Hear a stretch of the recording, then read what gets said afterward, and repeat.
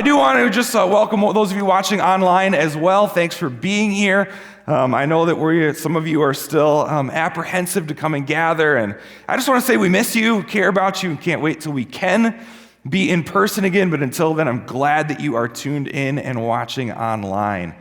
Today we are kicking off a brand new series called Stress Less, and we planned this series way back in August of 2019, before any of us knew what was going to happen in 2020 and all the craziness that would ensue. And I just think it's the perfect series for the day and age that we're living in. And let me just set up why I think we need to talk about this, why a series on stress is so important for us right now. Because you and I, for the most part, are facing more stress than ever before in our lives. Now, I know that's not everybody, but as a whole, you and I have more anxiety and fear and worry in our life than ever before.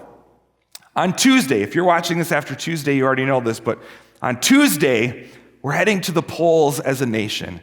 And I don't care what side of the aisle you fall on, we are stressed about it, aren't we? We are stressed about the election because the two major candidates, anyway, that we have to choose from could not be more opposite from one another in every policy, every decision, the way they see the world. They are the complete opposite. And so whether you are a Democrat or a Republican, you are stressed going into this election.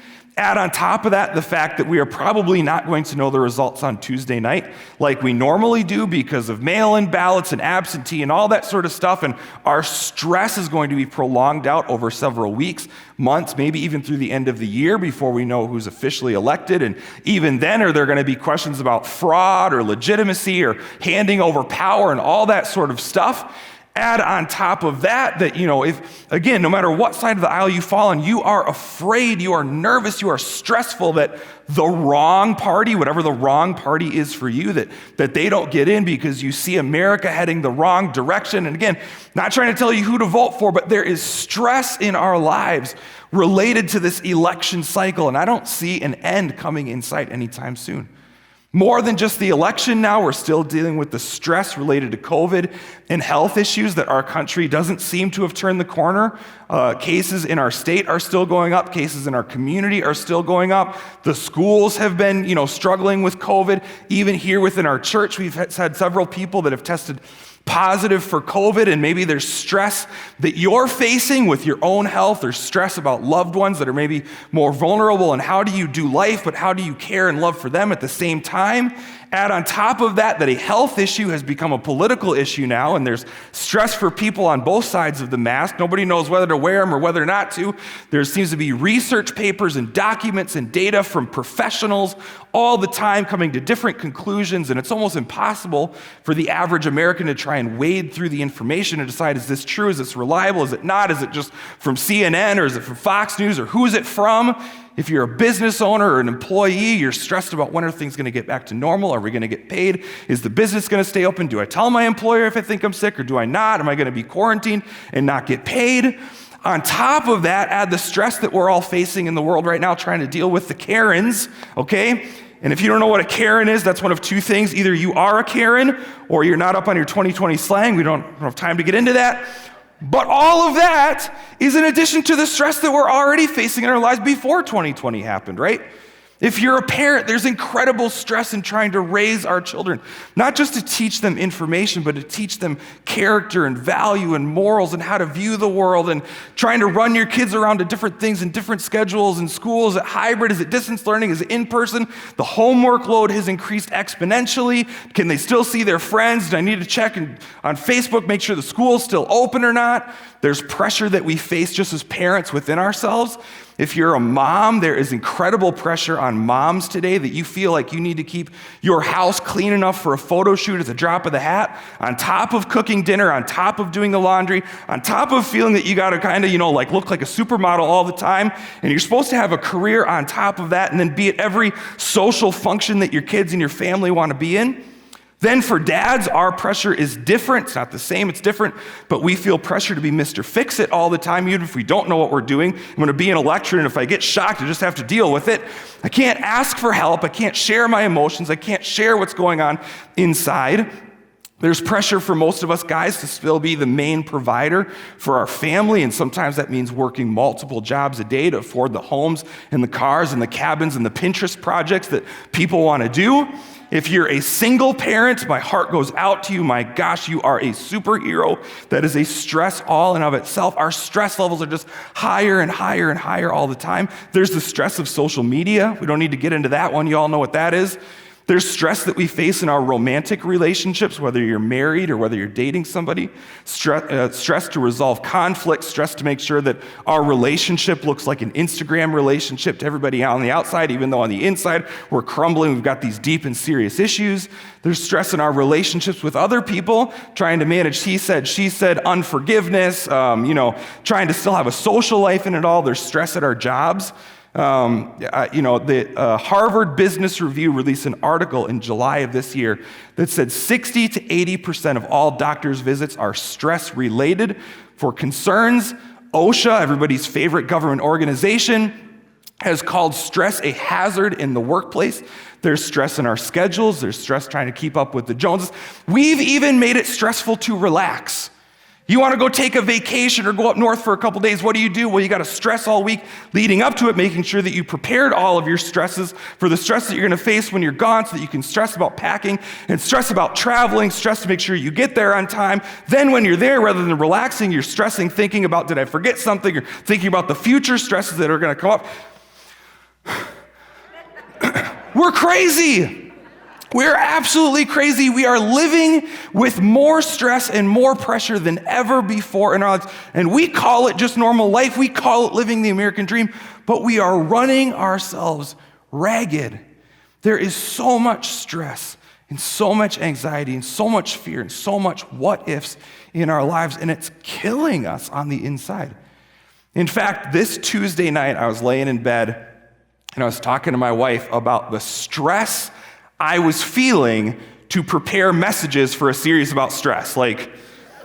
That's where we would cue Alanis Morissette. Isn't it ironic? Don't you think? Here's the deal. We have got a stress issue. As American people, we struggle and we deal with stress. And how are you and I going to stress less? How are you and I going to figure out how to stress less, how to worry less, how to have less anxiety? Now, I'm not saying that this series is going to be the answer to everything. You're never going to stress again. I'm not sure that's possible. But how do we stress less? And as we work through this series over the next 4 weeks, there's going to kind of be an overarching principle, a verse that we kind of use as a foundation for this series. And it's found in Psalm 119. It says this, as pressure and stress bear down on me, I will find joy in your commands. As the pressures and weights and stresses and anxieties and I don't know what's going to happen and the what ifs, as they start to weigh down and bear down on us and get us down, we're going to look to God. We're going to look to God's instructions, to what he says about these different areas of life to find joy, to find hope, to find peace in our stressful situations.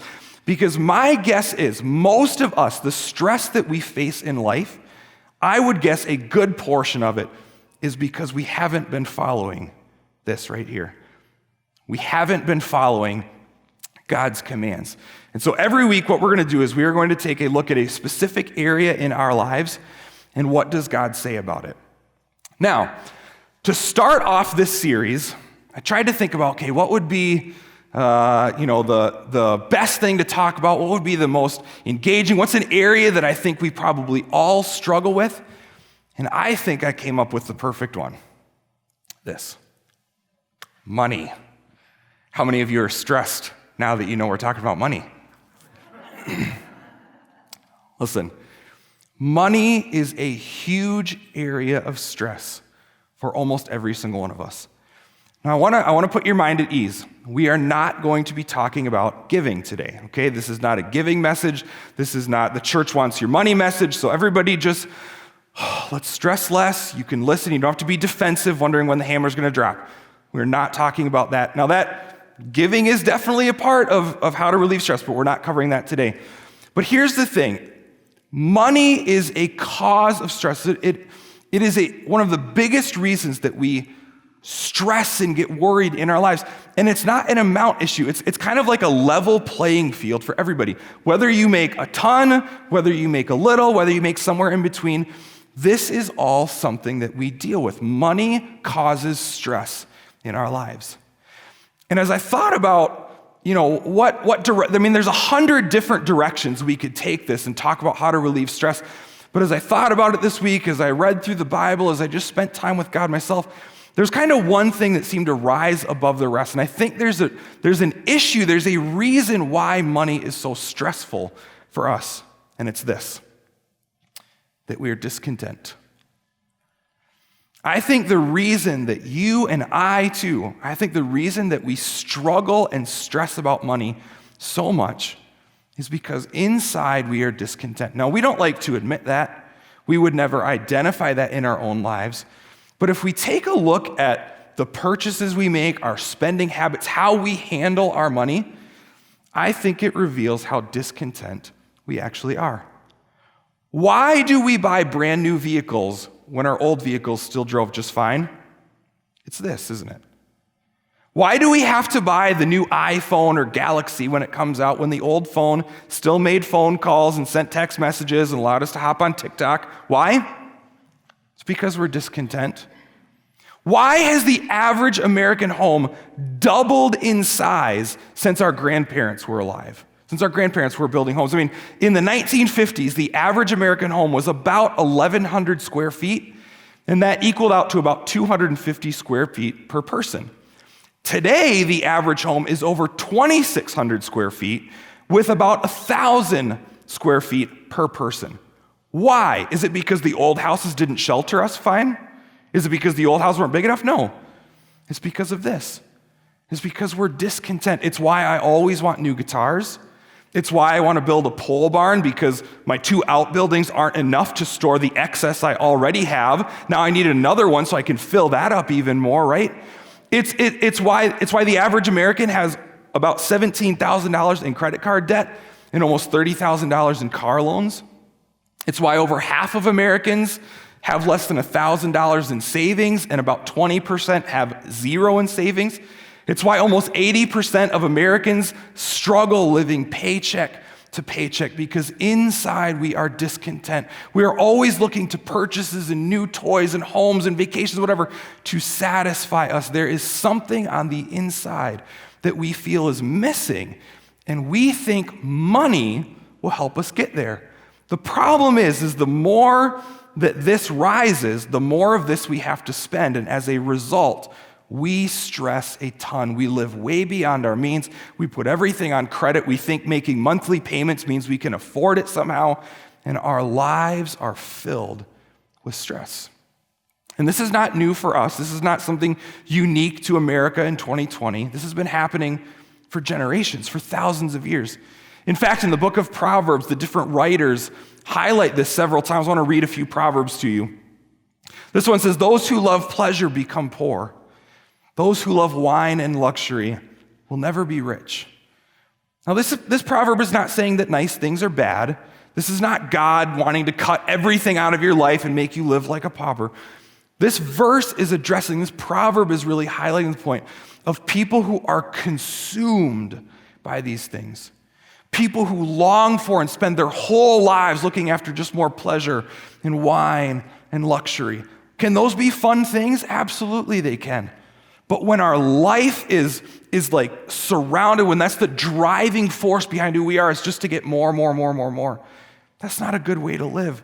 That's a stressful way. It will never amount to what we think it will.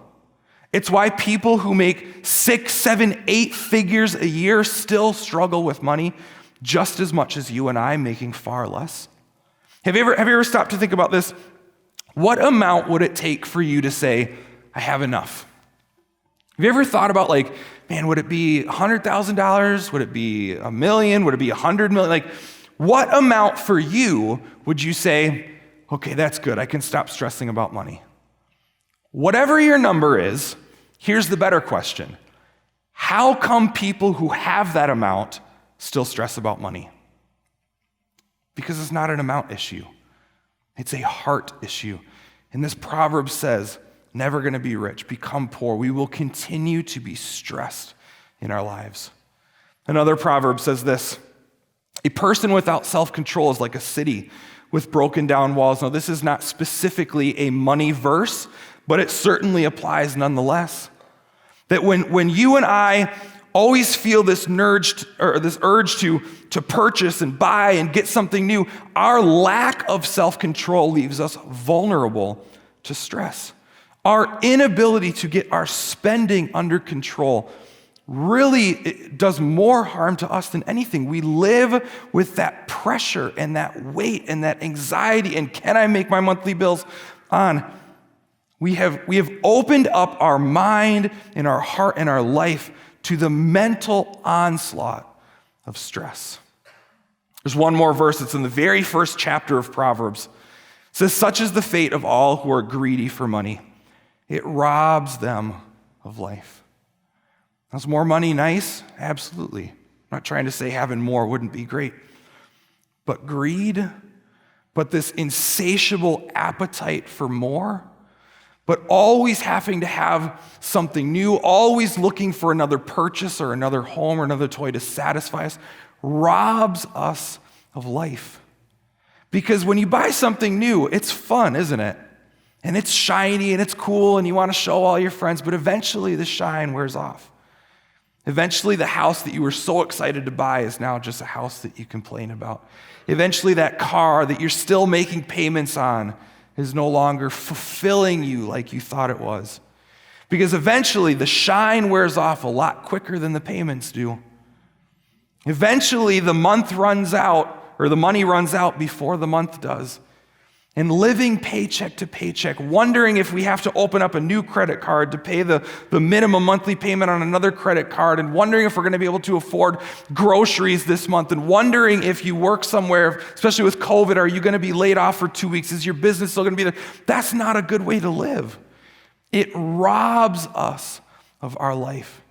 It steals from us. It causes that weight and pressure to bear down on us. So what do we do about it? You and I, we all want to stress less with our money. But what do?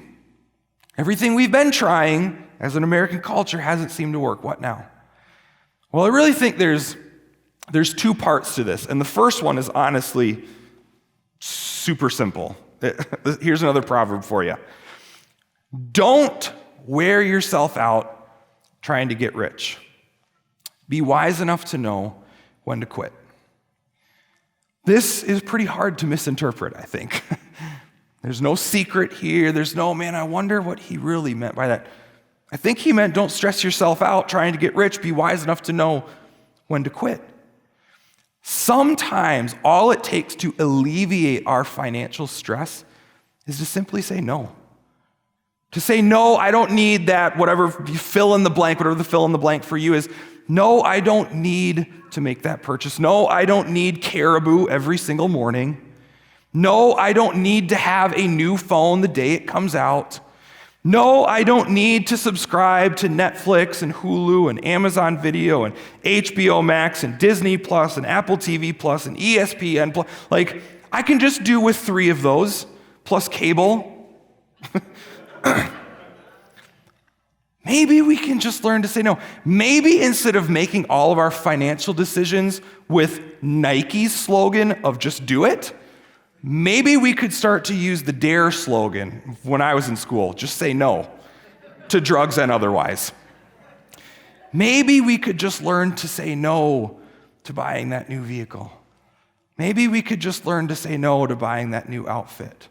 Maybe we could learn to say no, I don't need that new tool. Maybe we could learn to say no to I don't need that new guitar. Just kidding, that's never true.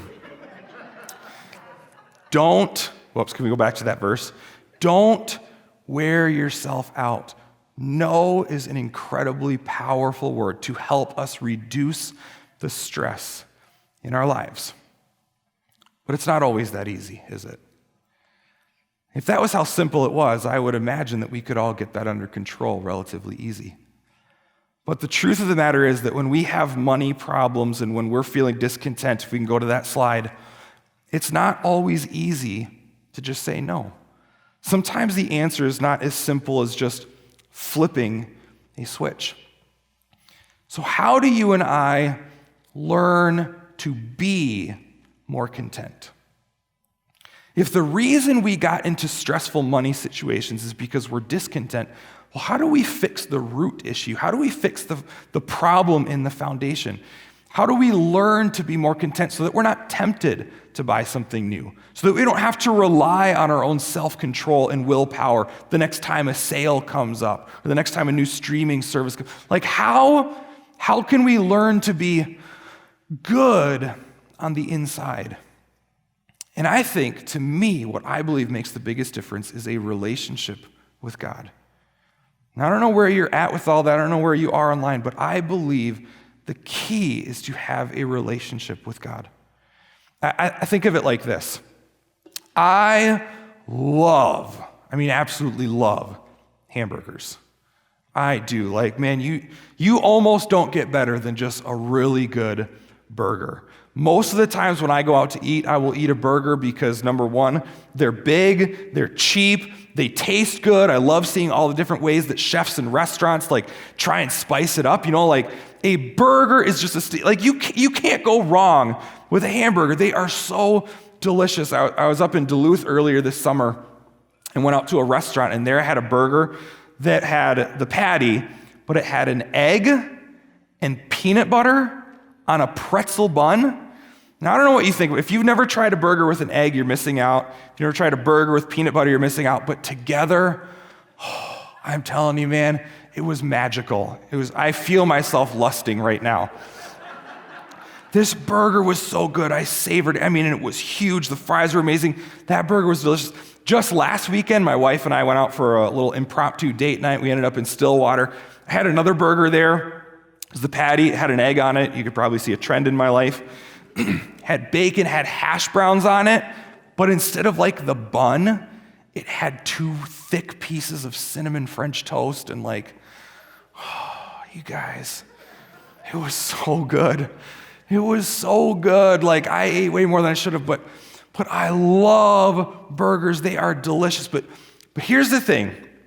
As much as I love hamburgers, as often as I eat them, if I had the choice between that French toast burger or a 2-inch thick New York strip, medium rare, salt flakes on it, you can feel it crunch, that's a no-brainer.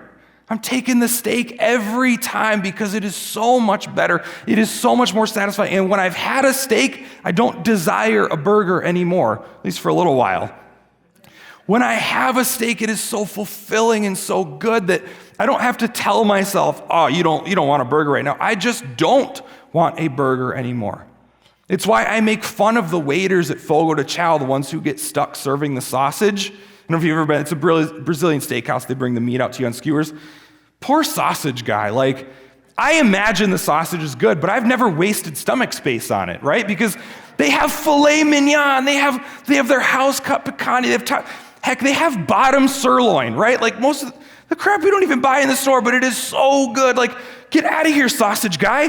Get out of here, chicken person. Give me some red meat, medium rare, oh, it's so good. Compared to steak, compared to a strip, a ribeye, a filet, a burger doesn't even hold any appeal to me at all. And I think the same thing is true with our relationship with God.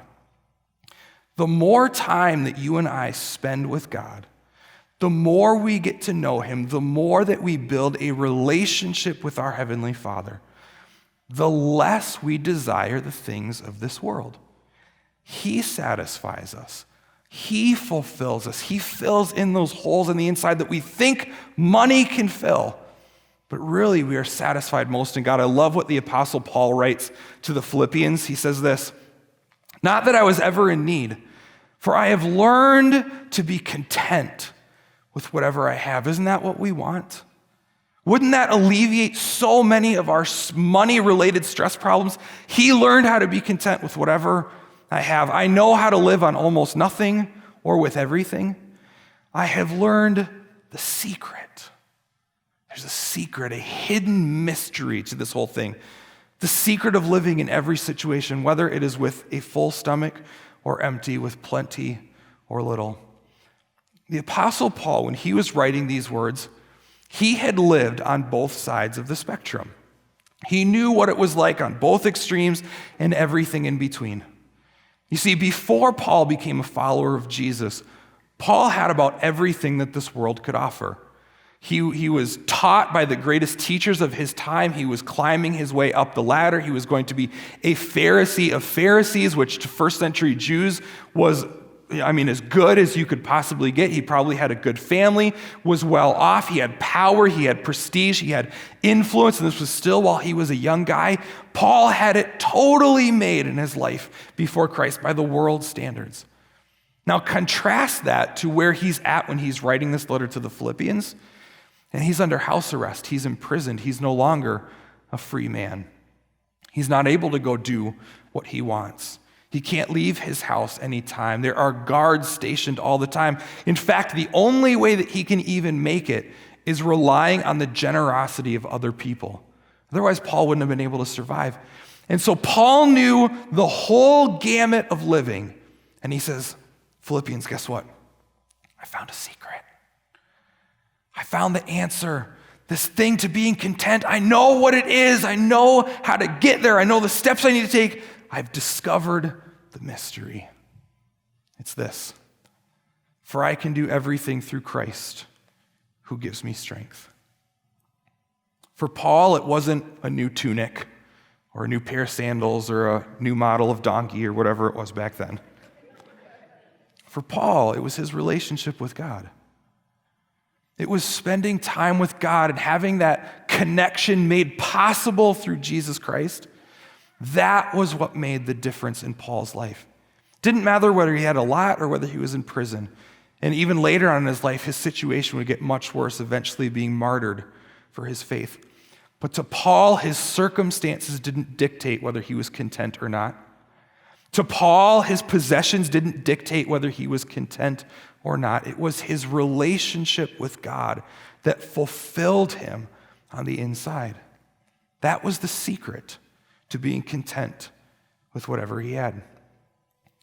And I know in my life, I have seen the same thing be true. Now, I'm not perfect. I am not there. I still have a long ways to go. But I have seen where a relationship with God, where knowing God, where being close to God actually makes a real difference. I've shared my story before several times, but I just want to share it again because it's so applicable. Before I became a pastor, I was really considering going into the medical field. I wanted to be a surgeon when I was young, then a doctor, then a pharmacist, basically just less and less blood and guts along the way, but still make really good money. But I was trying to decide between continuing in the medical field or going into ministry. And as I weighed out that decision, it was incredibly challenging and difficult for me. And it wasn't, the challenging part wasn't, God, is this really what you're telling me? Like, I knew in my heart this was what God was asking me to do. The most difficult part for me was not the relational strain it put between me and my dad, although I've shared that before and how incredibly challenging that was. The worst part for me between trying to decide, am I going to stay in pharmacy school or am I going to pursue what I feel God has called me to do? The worst part for me was that I knew if I went into the ministry, I'd never be rich. Now that might sound shallow. You might think different of me. It is. It's the truth. I'm not going to hide the truth. The biggest struggle for me was knowing that if I abandoned medicine, I would never have as much money and I would never be as rich as I wanted to be. You see, growing up, that was like my number one goal. That was what I wanted to dedicate my life to, is just getting more and more and more. I wanted to be able to buy nice new things. I wanted to be able to drive sports cars. I wanted to be able to go on vacations and have a big home. I wanted to have my own personal helicopter. I wanted to drive the 1989 Michael Keaton Batmobile because it is the best one. Some of you that are my age, you will remember a movie from, I think it was the early 90s called Blank Check. It's where a kid writes a check for like $10 million, buys whatever he wants. Like, I wanted that life so bad. That was one of my favorite movies growing up. But I knew if I went into ministry, I'd have to leave all those dreams behind. Now, not that I was necessarily going to be poor, but I'd have to leave behind the dream of being rich, the dream of everything that I thought money could do for me. And let me tell you what, God has been the better choice. Pursuing a relationship with God and what He called me to do has been the better choice. There are still times in my life when I struggle with wanting more and feeling down when things aren't going well in life or when there's struggles at church or whatever. My wife will tell you there's still times where I complain to her and just say, should have stayed in pharmacy school. Because, I'd still be stressed, but at least I'd have money. Like there are still times in my life where that comes up. But I'll tell you the honest truth. The more time that I've spent with God, the less often they come up. The closer I am to God, the more time I spend with Him, the shorter those times of frustration and wishing seem to last. And again, I still struggle. It's still a part of who I am, but I know the direction to go. I have seen God prove His faithfulness time and time again. I know what God has in store. I know that He satisfies me in ways that money never could have. I've seen it true in my own life. What Paul wrote to the Philippians is absolutely true. I can do everything through Christ who gives me strength. I've learned how to be content partially up to that. I've learned the secret. As much as God has worked with me, I continue to move along. What about you? What about you? Just imagine for a moment. Close your eyes and imagine, what if you could be free from that desire to always have to spend more? What if you could be free from that urge, that tendency, that almost uncontrollable feeling that I have to get something new, or to trust that a new phone is going to make me happier, a new vehicle is going to fulfill. What if we could finally be free from that? What if we could actually believe that new thing is not going to satisfy? Wouldn't that free up your finances so much? Wouldn't that help you stress less with your money? Don't you feel like you would have the power then to be able to say no to other things? Not because of our own strength, but because God, you're so real, you're so good, you're so fulfilling. I don't need those other things. I don't care about those other things. They almost don't even seem to come up in my mind anymore because God, what I've got with you is so good. You are amazing. You are awesome. You are the one that I get strength from. You are the one that gives me joy. Remember that first verse we read, as weight and pressure bear down on me, I find joy in your commands. What if that was actually true for you? I think of it like that old hymn. Some of you will remember this, but it's an old hymn called Turn Your Eyes Upon Jesus. And the refrain of that song says, turn your eyes upon Jesus. Look full in His wonderful face. And the things of earth will grow strangely dim in the light of His glory and grace. What if you could have that? What if that secret Paul talked about could be true in your life? There's one more verse I want to read this morning. It's from Paul again. He's writing to his younger protege, Timothy, and he says, yet true godliness with contentment is itself great wealth. Godliness, a relationship with God, being close to Him, relying on Him, knowing Him in such a personally unique way that brings contentment, that is itself what we've been searching for. All the while we've thought it was more money, it was more things, it was more possessions, it was just more. But all the while, God's instruction, God's command, God's heart for us, not to restrict us, not to make our lives horrible, but for our benefit, for our freedom, for our good. Godliness with contentment is itself great wealth, the joy that we have all been searching for all along. And so here's my question for you today, the question that I got to ask myself too often. Do you trust God? Do you trust God? Because we really have one of two options. When it comes to our finances and stressing less, there are two options. We can keep doing what we've always done and hope for different results. I think that's the definition of insanity. Or we can trust God. We can trust that a relationship with Him is really all we need. And I just want to encourage you. Let's pick the second one.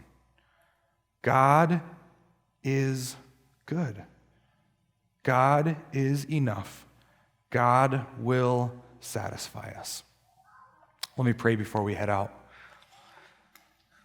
Heavenly Father, I just thank you so much that you want a relationship with us more than we could ever want one back. I mean, the fact that you want to spend time with us blows my mind.